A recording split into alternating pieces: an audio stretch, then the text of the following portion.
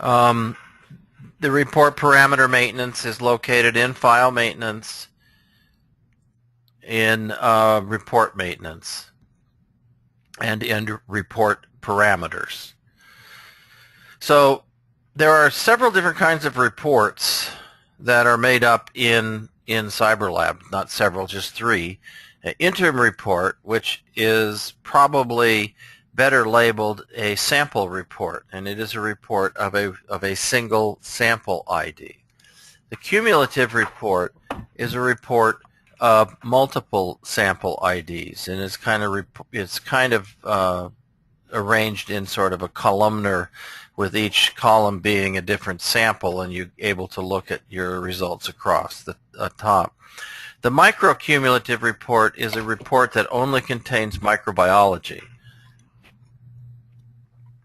And it's essentially used, the microbiology that is done is listed in just a chronological order of each culture report. Now, you don't use micro there, so that wouldn't be something that you would use. So we're going to focus on the interim report, and we're going to talk about what makes up the interim report. Now, there are an awful lot of configuration features, and there are a lot of things that are also available for the interim report, and so we're going to take a look at it. The first thing we're going to look at modifying a report.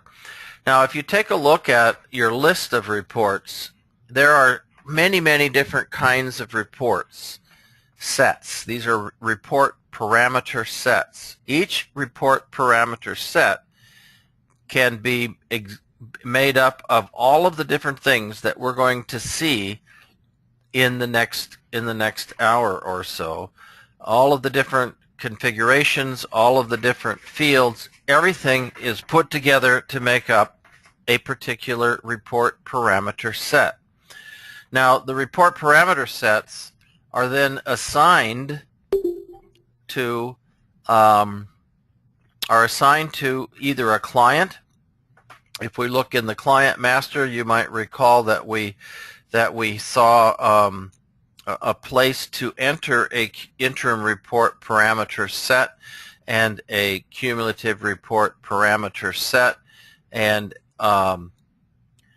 a micro-cumulative report parameter set. And if we look in the result options, we say here. So if this field in the client master is blank, then it will use the default report parameter set.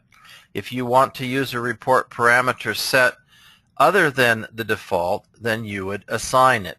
Now, if we took a look at, let me see if I can find one. There's these guys here.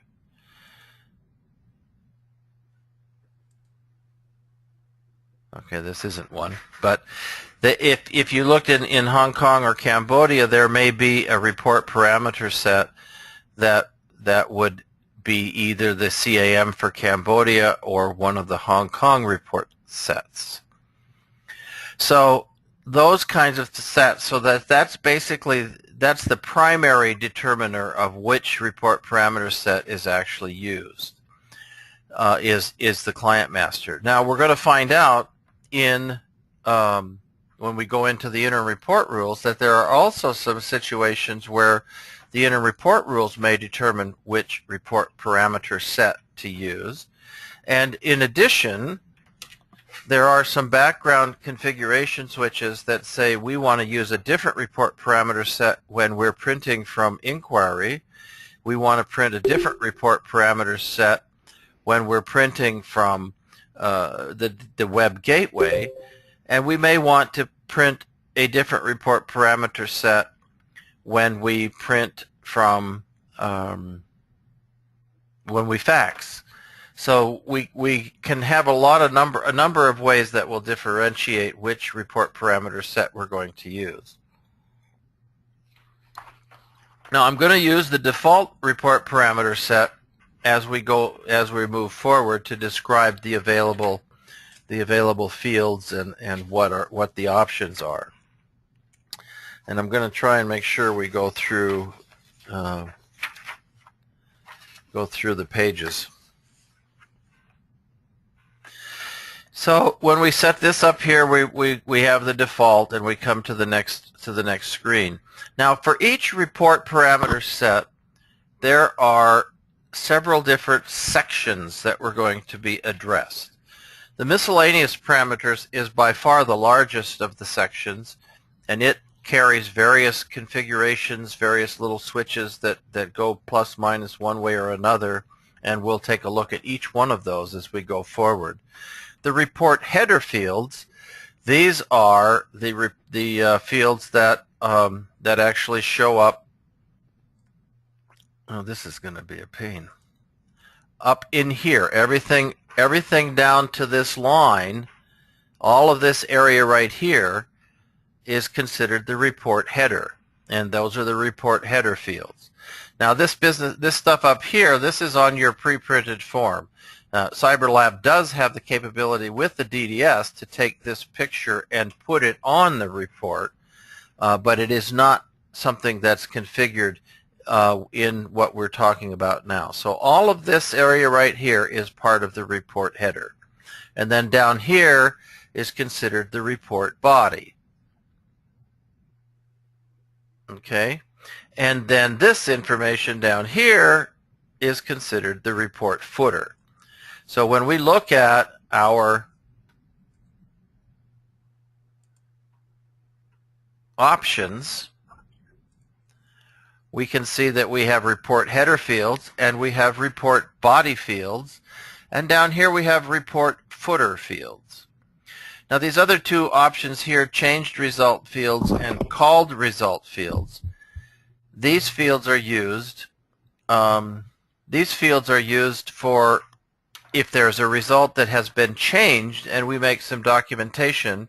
Sometimes that operation needs to be documented on the report, and so we can enter in information that we want to show on the report when we've changed a result. Now, changed result means that this result has already been entered and verified and is available for the physician to look at. Whether he's looked at it or not isn't of a concern. Whether it's available for him to look at is since it's possible, we want to be able to do that. The other thing for the called result fields is we may document the fact that we called a result to a doctor that had a really high glucose, and we picked up the phone and we called him, and we used the call reporting system in Cyberlab to document the fact that we called the doctor. We can, with Cyberlab, have that information that we called to this doctor at this time by this technologist, and that can all be documented on the report. And the last option is to delete the parameters, and deleting the parameters means that we're going to delete this whole report parameter set, so you want to be careful about doing that.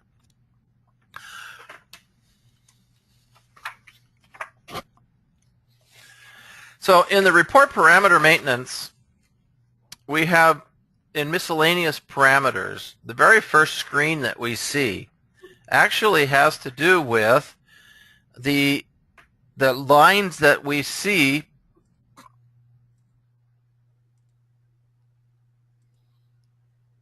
at the top of the report. These lines right here, those are all controlled by what we see in the in this very first screen of the report of the miscellaneous parameters. You'll notice that it's an underline. There's a big line in this field, the header, test name, results, units, and reference range, and then another line. This is for the standard report header. The microbiology only report header would be used only if there was microbiology test was the only kind of test on the report. And the cytology report heading would only be used if there was only cytology tests on the report. So those are hardly ever used, and on your system, this top standard report header lines are what's used. The complete report label and the incomplete report label are used if you designate that the complete report label and the incomplete report label are to be on the report, then that will be placed on your report, and in this case your complete report label is final report. And if we look at, let me see if I can get to this a little easier. Nope. This is going to be a pain.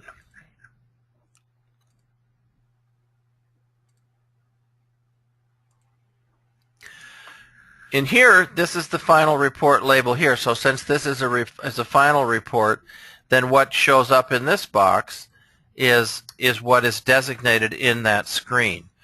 If there was one test that was still not done, still incomplete, still not resulted, or still pending, then this would say pending report.